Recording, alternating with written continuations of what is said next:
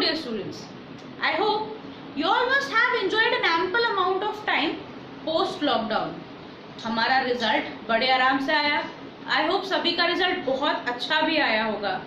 And now that you have chosen the science stream, let's roll up our sleeves and get geared up for one of the most mysterious and interesting part of PCM or PCB, that is chemistry. We will be solving the mysteries of chemistry together. But before that, एक छोटा सा reminder, अगर आपने अपना syllabus revised syllabus of session 2021 नहीं देखा हो तो I'll just tell you that पहले हमारे पास में 14 चैप्टर्स हुआ करते थे, बट ड्यू टू दिस कोविड-19 पेंडेमिक NCERT और CBSE ने अपने सिलेबस में से the last chapter that is environmental chemistry को डिलीट कर दिया है. अपार्ट फ्रॉम दैट बाकी काफ़ी सारे चैप्टर्स में से काफ़ी सारे पोर्शंस डिड्यूस हुए हैं. जैसे जैसे हम आगे बढ़ते जाएंगे will be moving ahead with the syllabus, and मैं ये भी बता दूंगी कि कहाँ से क्या डिलीट हुआ है और क्या हमारे काम का था क्या नहीं, जो कि अभी तक हमारे हिसाब से IIT ने रिड्यूस नहीं किया है. तो let's start of with the very first unit of chemistry. अगर हम बात करें केमिस्ट्री की तो स्टार्ट करने से पहले हमें केमिस्ट्री के छोटे छोटे फंडामेंटल्स के साथ में अवेयर होना बहुत जरूरी है.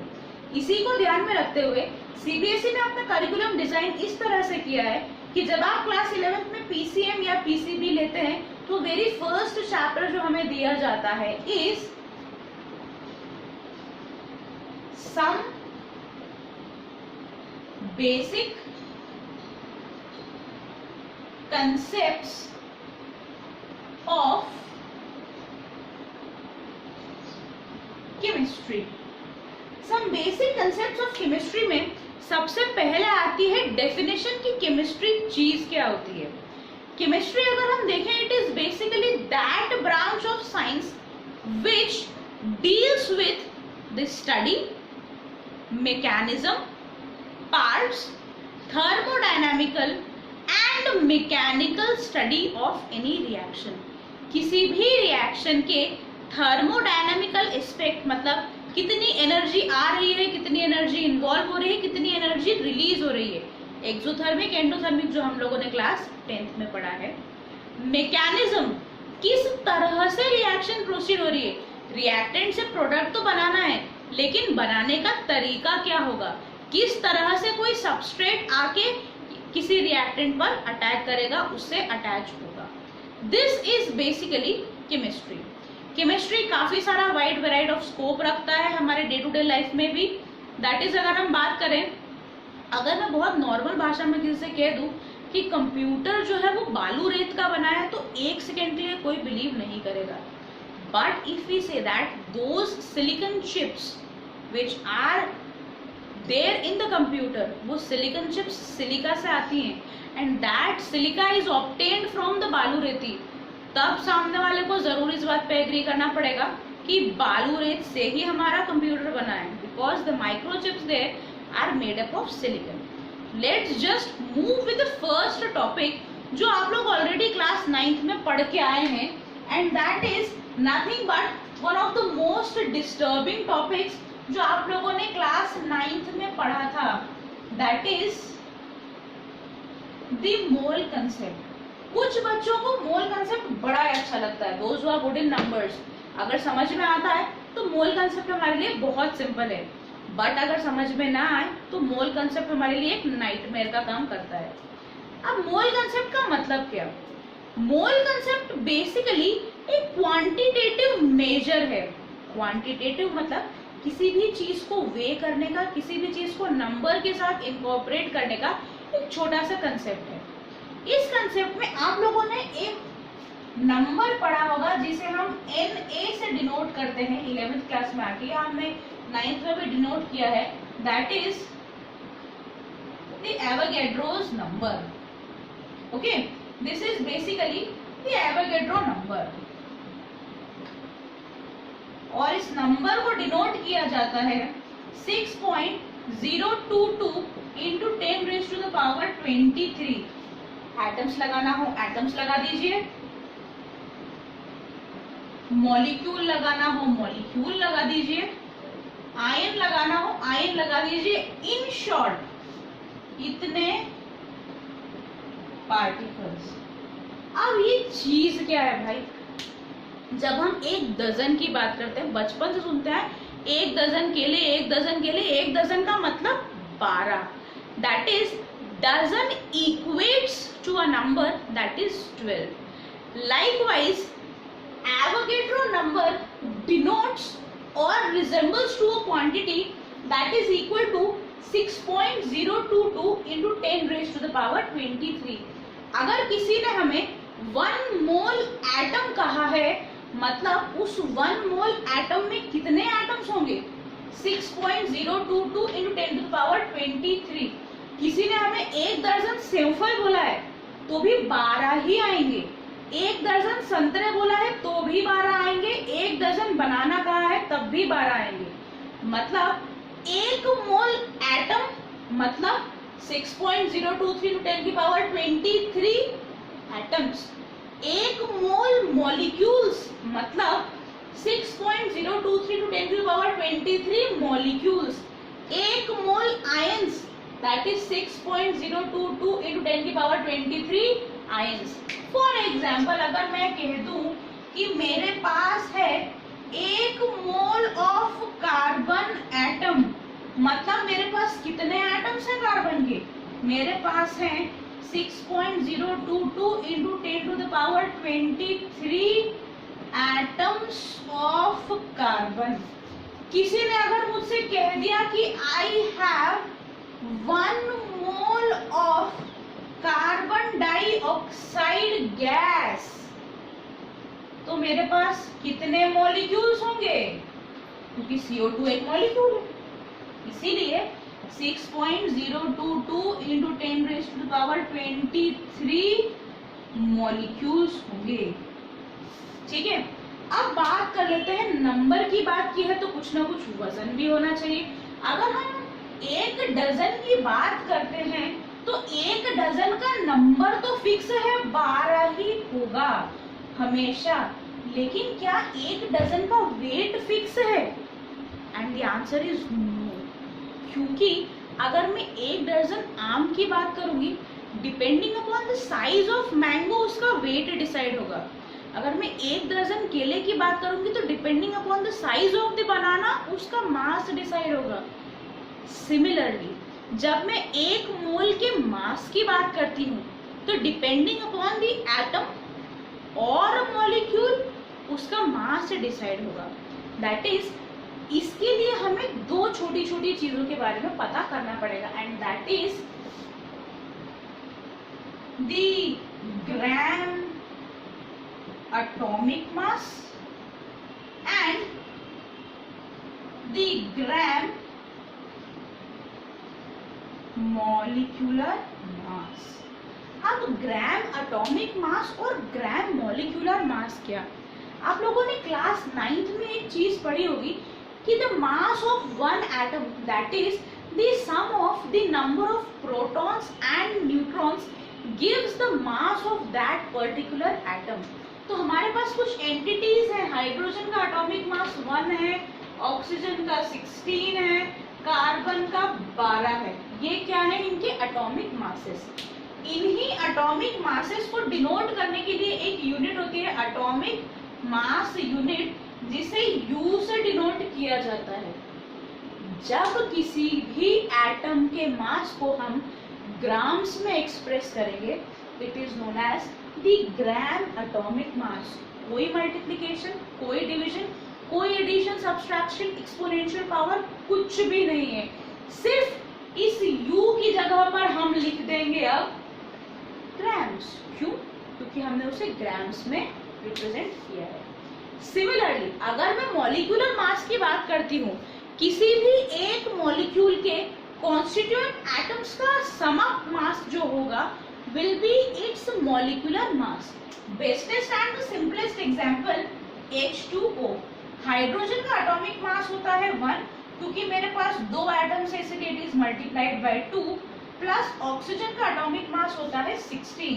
तो this gives me 2 + 16 that is 18। अब मैं काय में एक्सप्रेस कर रही हूँ, मैं ग्राम्स में एक्सप्रेस कर रही हूँ, तो मैं कितना लिख दूंगी यहाँ पे, grams, and that is the gram molecular mass of this water molecule. अब मैंने आपको ये दो चीजें क्यों बताई हैं, the reason behind this is when we are talking about the mass of this mole, अगर मैं एक मोल के मास की बात करती हूँ, that is mass of 1 mole atom की अगर मैंने बात की है, तो this will be equal to its gram molar mass और इट्स ग्राम एटॉमिक मास।